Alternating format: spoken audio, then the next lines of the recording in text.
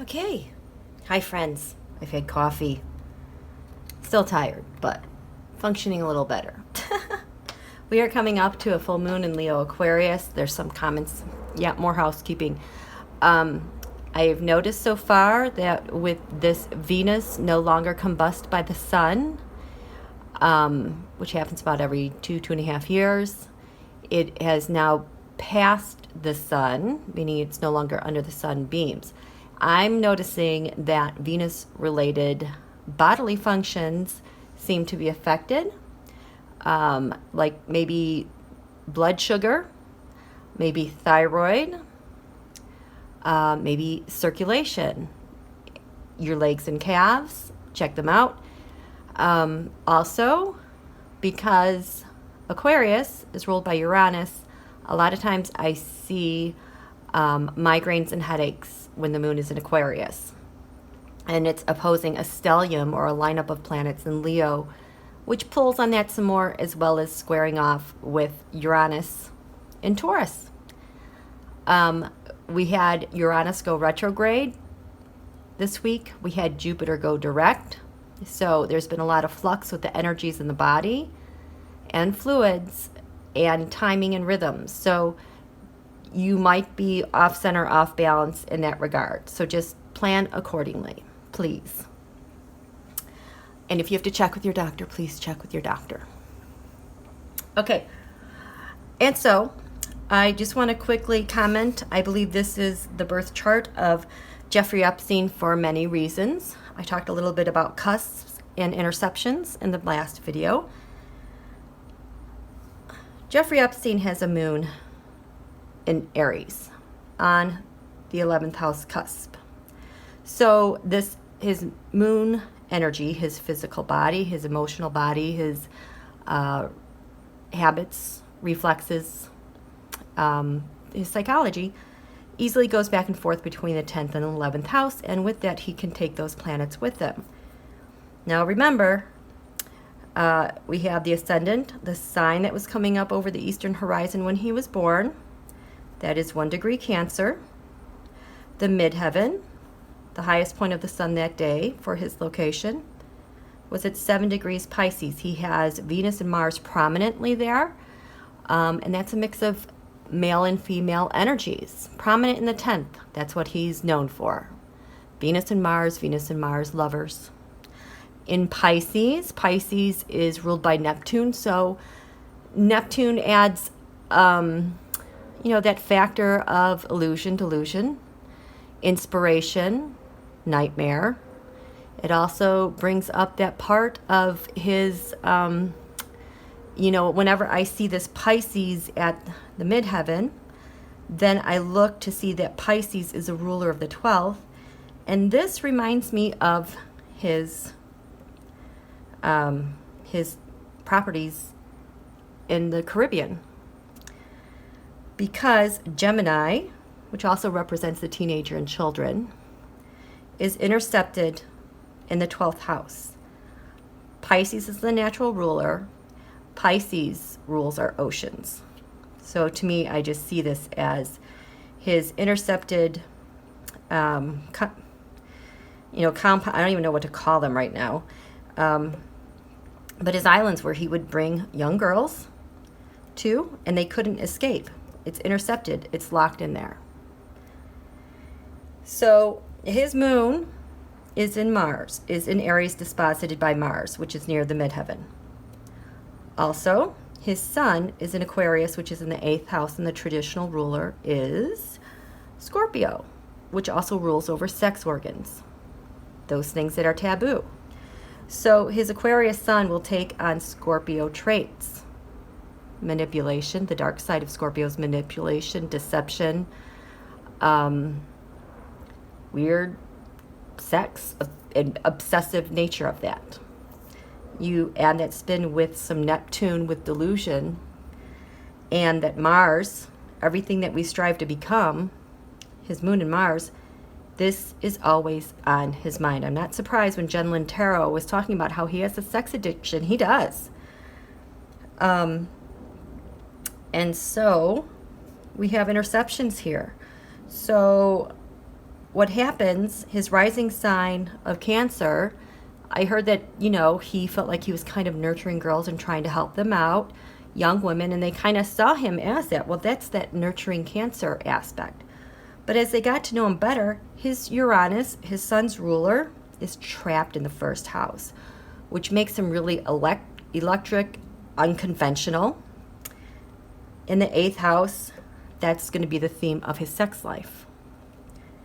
Also, Aquarius tends to be a very social nature. It's in the 8th house of politics, unconventional. So you can kind of see how that is set up, how this is always on his mind. I think that's all I want to talk about right now. Oh yeah, and then so Gemini teenagers in his 3rd house, he has Pluto. I mean, look at all these things that are affecting each other with how he was. Okay, so there's that. So let's go back in time. Let's go through this timeline. This was the death chart for him. I'm going to pull some cards real quick. Okay, so we know that there were a lot of people involved to pull this off. We know that Epstein is represented by the sun in the chart of death because the ascendant rules him. The co-ruler of the chart is the moon. We also know that the devil was the card of the reading when I did the original Tarotstrology, which I have here, which I am linking to Saturn. Okay, so now a little update. I saw that there were supposedly there were 2 security guards maybe that happened to fall asleep, so Epstein wasn't checked on. I'm also hearing that someone said, oh, he was dead for an hour or 2 hours. I think that is false, because if that cues people to go look at an hour or 2 hours prior to when he died, they're not going to really see much, in my opinion, because people are still trying to get in position. And so Epstein was in his cell by himself because I think on that Friday someone was moved out of his room. I don't know if that was from the prior room or this one, but I thought that as of Friday there was someone that was supposed to be there but then they got moved. And then they found him Saturday morning. So let's go back with this chart and see what's happening. Okay, so here we have, so we're waiting for all these people to get in position. So at 4:28 a.m., here we have Epstein is asleep. His moon is Aries, 12 degrees Aries. It's at the midheaven. It is in, it's coming into a trine here, the midheaven, with the moon and Jupiter. So he is asleep. And outside of his cell, now we have this person, Mercury, represented by the Page of Swords. Jared does not know this person. And so that person is getting close to entering his cell. The 5th house, there's not activity. In the 6th house, remember the clarifier for the high priestess involved the hermit. So here's the devil, and I believe this is the 5 pentacles. Pluto ended up being the 5 pentacles reversed. And so these guys, these henchmen, they're kind of getting in place, okay? But this person is going to enter and just kind of stay and stick around for a while. So that's at 4:28 a.m. 4:28, 57, 4:28. Oh, this is 4:28, 57 seconds. 4:28, 58 seconds. That person is now in Jeffrey's cell. He is still sleeping. We have the moon there. He's still sleeping. The moon is still at the top of the chart. And he just hangs out because all these people have to get into place and not, just make it seem like it's any other day, okay? Venus is on their way to the jail cell. They'll arrive maybe in an hour. Mars is waiting in the 2nd house. but still not a whole lot has changed here. Epstein is still asleep. The moon is in a trine here. It's in nice angles. This is kind of like the stage. Nothing's really happening. At 4:59 a.m., now it's about a half hour later, things are changing a little bit. Mars now has entered the first house. Mars in the first house is kind of deadly. You don't want to come across a person who's angry who has a Mars in their first house. I mean, think about George Bush with his Pluto in the first house. He liked war. Since Mars now is in the first house, the go time is near, but it's unaspected right now. We have Uranus is now rising more in the 10th house. Remember, the orders came from the opposition, and Uranus was in the 9th house of long distance travel. Okay? So you can kind of see people are starting to get closer into place.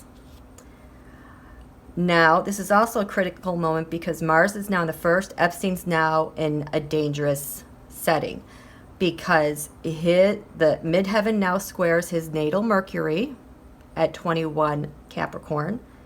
Pluto, the planet of death, life, is also 21 degrees Capricorn. So now he's in some dangerous territory here, okay?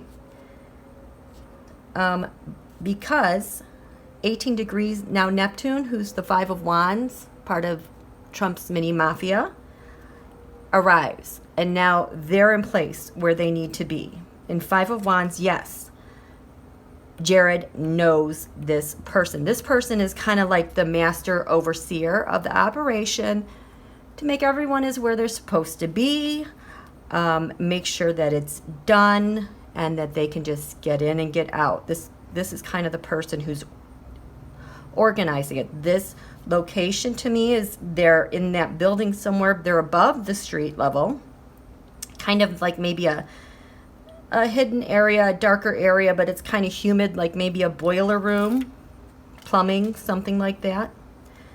So Neptune has arrived. Now Sagittarius now is intercepted. Nothing can be done. So Epstein is still sleeping. Things are kind of on hold.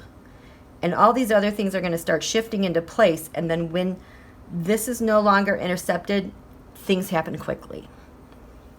So go time is near. That is 4:59 a.m. At 5:50 a.m., this is almost an hour later, now we have Venus. This is the second person, is aspecting, getting closer to the entrance of the jail cell. Jared also knows this person. From the sense I get is this person is not from the United States. He's more of a Putin guy, and he is a killer. He is trained to kill. I think he's like a Putin for hire, mafia for hire. His job is to kill. He is an expert at this. You see, Uranus now is starting to conjunct the midheaven. Now we have fixed signs on all corners.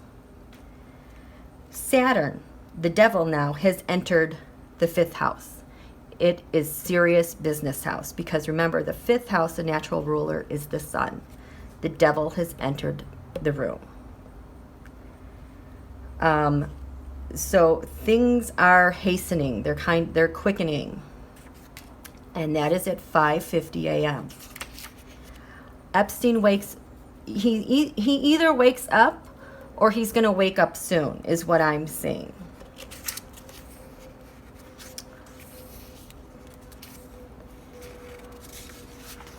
(5:58 a.m.) Uranus crosses into the 9th. Go time. The opposition has their power to launch the attack.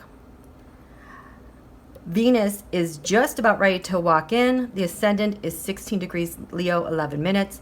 Venus is 16 degrees, 26 minutes. Jupiter and the moon are applying in a closer conjunction to the 5th house cusp here. So things are pushing. Now we have Saturn in here. Pluto is getting close to arriving. The North Node has now gone into the 11th house of the High Priestess. The North Node is an eclipse point where the moon's path and the sun's path conjoined. The High Priestess was here, and the High Priestess is a secret for the op. So we're underway now. That is 5:58 a.m. At 6 o'clock a.m., Venus is now in the cell. So now we have Mercury and Venus there with the sun. Epstein is now awake. We have Jupiter on the 5th house, pushing things, expanding the momentum quickly. We have Pluto applying. Things are happening. The cusp here is 4 degrees Aries with Chiron out. It's a wound that we heal, is right there. Epstein is going to have to defend himself and defend his own sense of wounds that he has, of where he is and how he got there. 6:05 a.m. Epstein is awake. The strike begins. There is definitely a struggle. Jupiter is conjunct the 5th house. Things now, remember I said, open up. Jupiter expands things. Jupiter is near the moon. That's directing the course of the plan, right there with the part of fortune, so they're going to have tremendous success. Now, we have Mars approaching here. That is Epstein, his moon is in Aries. The ruler of that is Mars, but Mars, not on his side. Epstein's moon is now in the 9th. He's vulnerable to the attack. He can't defend himself. Things are happening.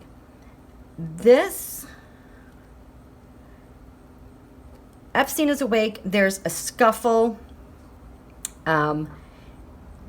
He realizes, yeah, this is life and death, because look at over here, the 6th house, Saturn, Pluto, the devil and death are straddling this house. And that is when it's really bearing down. He has no choice. It's bearing down. He is kind of locked in, and all he can maybe do is maybe scream. He is definitely contained. 6:06 a.m. we've hit the tipping point, because Jupiter is in the 4th house. Mission accomplished. Page of Pentacles is here for him to get paid. The whole shuffle, whatever is happening, the incident, the interaction, that is done. We now just have this guy kind of bearing down. When you have a Sun-Mars midpoint, a person with a Sun-Mars midpoint will do whatever it takes to get the job done. Jeffrey Epstein's Pluto, life-death, is right between there, and the mission is to take his life. And Sun-Mars will not stop until the deed is done. You can even think Venus-Mars, because I know that Jeffrey he's represented by the sun, but his life is being extinguished. His life force is being extinguished. And they're just going to bear down on him. They're just kind of waiting for him to die, because he has no defenses. There's nothing left. 6:19 a.m. It's just a matter of time. He's totally bound. He has his last breaths going. They've got him set up the way they want him set up. Last breaths, because Pluto now has entered the 5th house. Death arrives. This sextile, 60 degrees, the yod has perfectly formed in the houses that they're supposed to be in, and they are pointing to Venus, to the neck, to circulation. He's done. Look at, this is the part of life, is 29 degrees Leo. 29 degrees is an anoretic point. It's a life-taking point. He is dying, or going to be very shortly dead.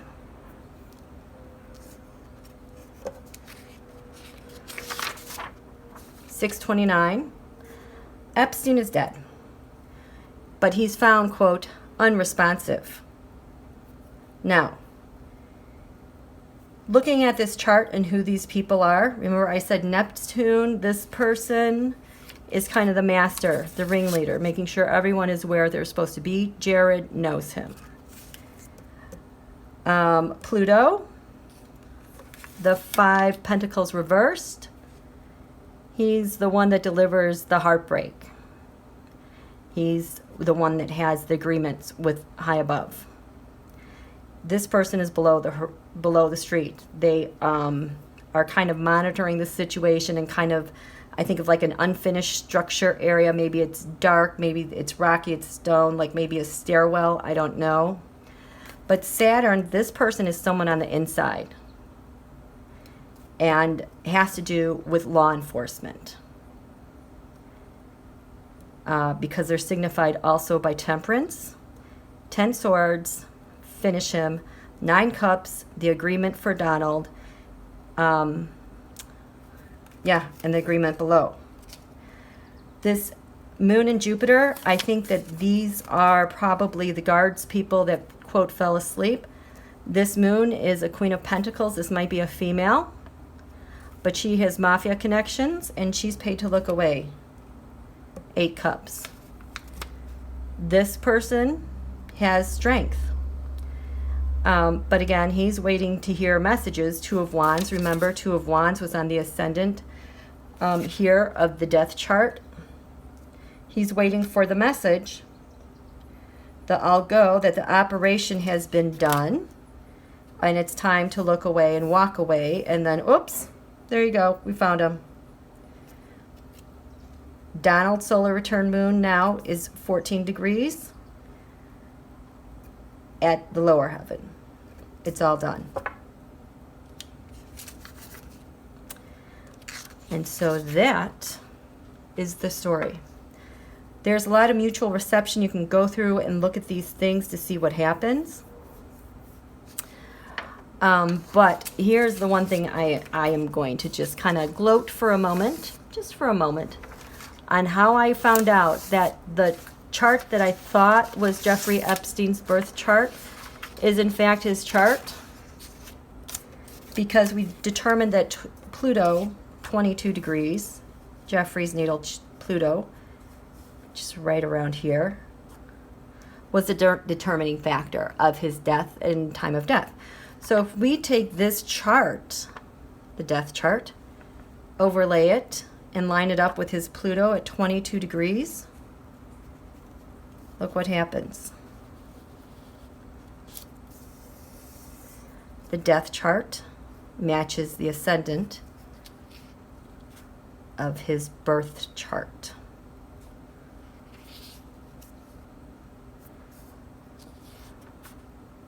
Kind of crazy. Life, death, transformation. That's the power of Pluto. Birth, death. Moreover, Jeffrey Epstein, 1617, ours Venus, Mars. 5 of Wands, 18 Neptune. I'm here. The mafia is here, sitting on top of your Venus, Mars. Jupiter, look at his Jupiter is conjuncting that Uranus. Expands things. Strength. Strength is in the position of where the High Priestess was. His North Node, look at this. His North Node is 13 Aquarius, conjunct the 8th house, on the cusp of the 9th. The King of Wands is right there. North Node is supposed to be your messenger for happiness, to follow your North Node in life. He met up with an angry Putin. Here we have the 8 of Cups in the 8th house. That's his son Mercury. His life force was being taken while the guards looked away, walked away.